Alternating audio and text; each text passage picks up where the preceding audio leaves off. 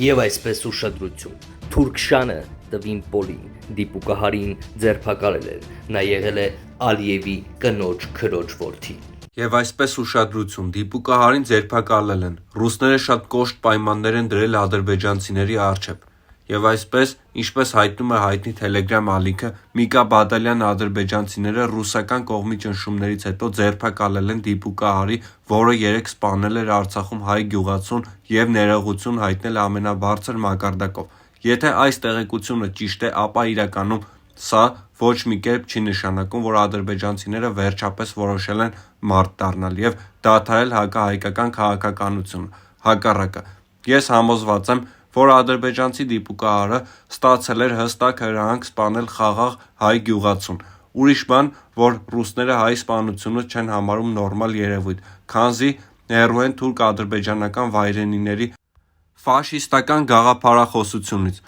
Կարծում եմ, որ ռուսները շատ կոշտ պայմաններ են դրել ադրբեջանցիների առջև և վերջիններս ուղղակի ստիպված են եղել արձագանքել։ Հիմա մնաց երկու կարևոր հանգամանք պարզվի՝ դիպուկահարին իրականում ձերբակալել են,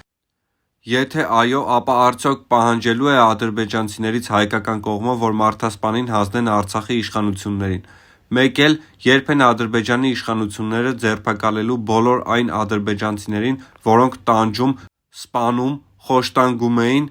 հայ գերիներին, կանանց, երեխաներին, տարեցներին և ի վերջո երբ են ադրբեջանցիները պատրաստվում ռադները քաշել Արցախի և Հայաստանի սուվերեն տարածքներից։ Այս մասին ԲՀԿ քաղխորհրդի անդամ Արման Աբովյանն իր ֆեյսբուքյան էջում էր գրել. Թուրքերի ցանկալի միջանցքը պետք է ամեն գնով թույլ չտալ, որ կառուցվի, քանի որ Իրանն ուշացումով, բայց հասկացել է, թե ինչի են ձգտում թուրքերը։ Իրանագետ Էմմա Բեգիջանյանը գրում է. Հայաստանի Հանրապետությունը, որ հետագայում միջազգային սյուբյեկտ լինի, միակ երաշխիքը Իրանի հետ սահմանը պահպանելն է։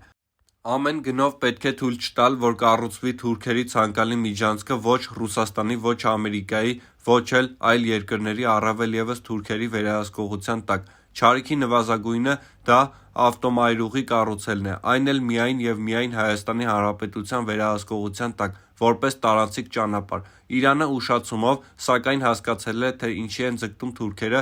դա են վկայում վերջին զորավարժությունները, ուստի հաշվի առնելով, որ Հնդկաստանի շահերն էլ են համընկնում Իրանի և Հայաստանի Հանրապետության շահերին, առավել ևս, որ Վրաստանն էլ է հետաքրքրված Իրան-Հայաստանի Հանրապետություն-Վրաստան մայրուղու կառուցմամբ, հավանաբար պետք է օր առաջ լուրջ բանակցություններ սկսել այս ուղղությամբ։ Դա չի հակասում Ռուսաստանի Դաշնության շահերին,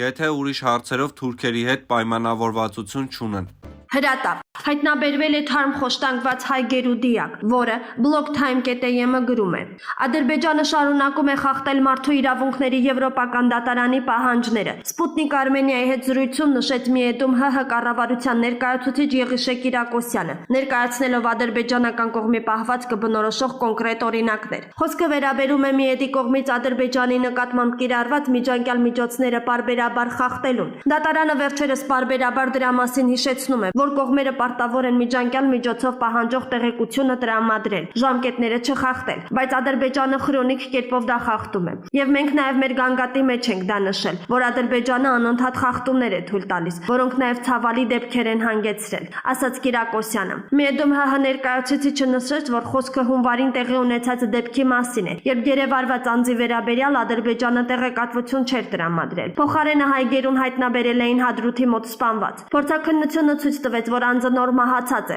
խոշտանգումների արդյունքում։ Դրա վերաբերյալ նոր մանրամասն նկարագրություն եւ հիմնավորումներ են ներկայացվել մեր գանգատի մեջ, եւ դա ակնհայտ խախտում է, ասաց Կիրակոսյանը, հավելելով, որ հնարավոր է, որ այս փաստը նաեւ քաղաքական հետևանքներ ունենա Ադրբեջանի համար։ Այդուհանդերձ Միեդում տեղի ունեցած գործընթացները Եղիշե Կիրակոսյանը գնահատում է որպես գերիների վերադարձի բանակցային պրոցեսին նպաստող հանգամանք։ Մենք ապացույցներ ենք հավաքում X անձի մասին, ուղարկում ենք դատարան։ Դատարանին ասում ենք հարգելի դատարան, մեր ապացույցների հիման վրա մեզ մոտ համոզմունք է ձևավորվել, որ այս անձը ադրբեջանական իշխանությունների վերահսկողության ներքո է։ Խնդրում ենք միջոցներ ձեռնարկել։ Հետո կամ ստանում ենք հաստատում, կամ չենք ստանում։ Դեպքերի գերակշիռ մասով չենք ստանում, մի փոքր մասով ստանում ենք։ Եթե ստանում ենք, դա ինչ որ չափով գոնե երաշխիք է ստեղծում այդ անձի կյանքի իրավունքի համար, մինչև որ բանակցային պրոցեսում ԿԽՄԿ-ի կամ խաղաղապահների միջոցով գա վերադարձի պահը, պարզաբանեց Կիրակոսյանը։ Ինչ վերաբերում է գերիների նկատմամբ հարուցված քրեական գործերին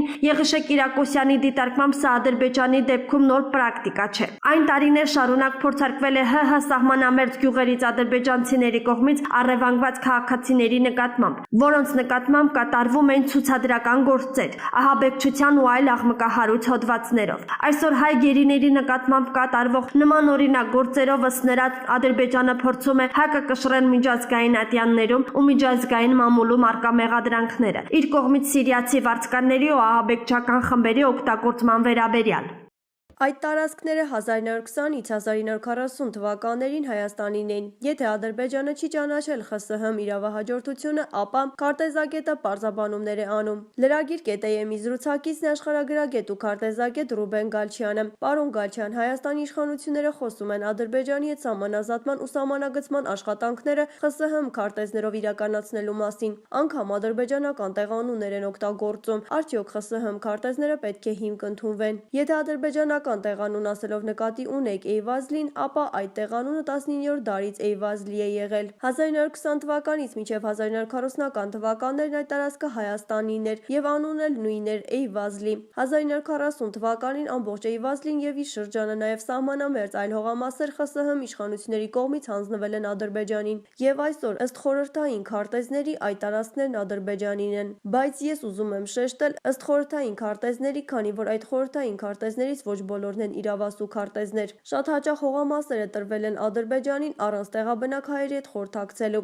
առանց նրանց տեղեկացնելու, եւ նրանք մի օր վեր են կացել ու տեսել են, որ իրենց տարածքը տրված է Ադրբեջանին։ Եվ երբ բողոքներ են եղել, նրանց ձայնը չի լսվել, այդպես է։ Ես օրինակ ունեմ, երբ ալլեջերի վերաբերյալ գյուղացիները բողոքի նամակ են գրել, որ սրանք մեր տարածքներն են, մեր ապրուստն է, ինչպես է կարողացել հանձնել ուրիշի առանց մեզ հետ խորհրդակցելու, խնդրում ենք վերանայել սահմանները։ Եվ երկու շաբաթ անց Անդրկովկասյան դաշնությունից նամակ է եկել, որ սահմանները գծված են, այլևս վիճելի չեն։ Այսինքն ԽՍՀՄ իշխանությունը մարդկային ոչ մի իրավունք, ոչ մի օրենք հաշվի չառնելով այդ գործն արել է։ Հիմա մեր իրավաբանները պետք է վերհանեն այդ իրադրությունը, այդ բողոքները նույնիսկ միջազգային դատարան դիմեն։ Այսինքն միջազգային ատյաներ դիմելու իրավական ու փաստաթղթային բազա ունենք։ Այո, մեր արխիվներում կան բազմաթիվ նամակներ։ Ես այս նամակների օրինակն արխիվից վերցրել եմ։ Այդ նամակների հիման վրա կարող են աշխատանք տանել։ Շատ տարածքներ կան, որտեղ ապօրինի կերպով է այդ գործընթացն իրականացվել։ Կարող ենք սահմանազատման ու սահմանագծման համար հիմք ընդունել 1920-ականների քարտեզները։ Իմ առաջարկը միշտ եղել է այն, որ եթե սահմանազատման ենք գնում, մենք պետք է գնանք 1920-22 մինչև 1926-27 թվականների փոքր մասշտաբով քարտեզները մենք ունենք եւ այդ քարտեզների մեջ իմաստած տարածքները Հայաստանին են, բայց այն քարտեզները, որոնց վավերացումը կա զինվորական շտաբի քարտեզներ են, դրանց օրինակներից ըստ երևույթին մենք չունենք։ Մենք պետք է դրանք ձեռք բերենք եւ հետազոտելով հասկանանք, թե որ որոշումն է իրավասու, որը իրավասու չէ։